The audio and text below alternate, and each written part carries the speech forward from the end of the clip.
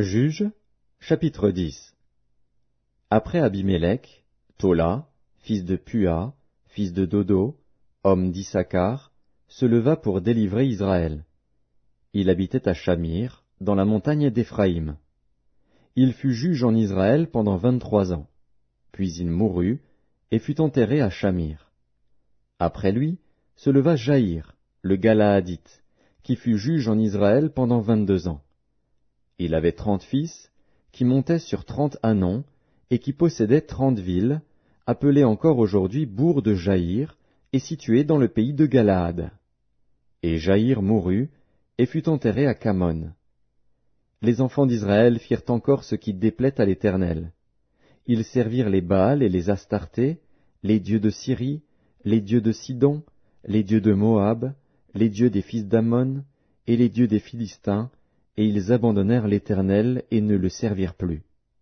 La colère de l'Éternel s'enflamma contre Israël, et il les vendit entre les mains des Philistins et entre les mains des fils d'Ammon.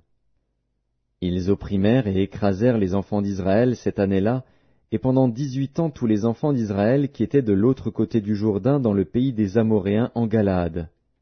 Les fils d'Ammon passèrent le Jourdain pour combattre aussi contre Juda, contre Benjamin et contre la maison d'Éphraïm.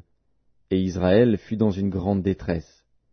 Les enfants d'Israël crièrent à l'Éternel, en disant, « Nous avons péché contre toi, car nous avons abandonné notre Dieu et nous avons servi les Baals. » L'Éternel dit aux enfants d'Israël, « Ne vous ai-je pas délivré des Égyptiens, des Amoréens, des fils d'Ammon, des Philistins?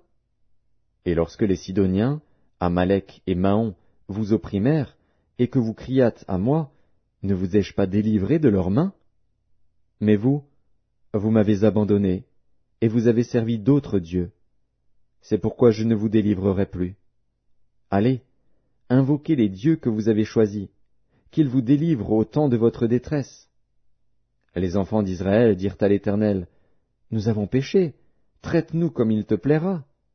Seulement, daigne nous délivrer aujourd'hui. » Et ils ôtèrent les dieux étrangers du milieu d'eux, et servirent l'Éternel, qui fut touché des maux d'Israël.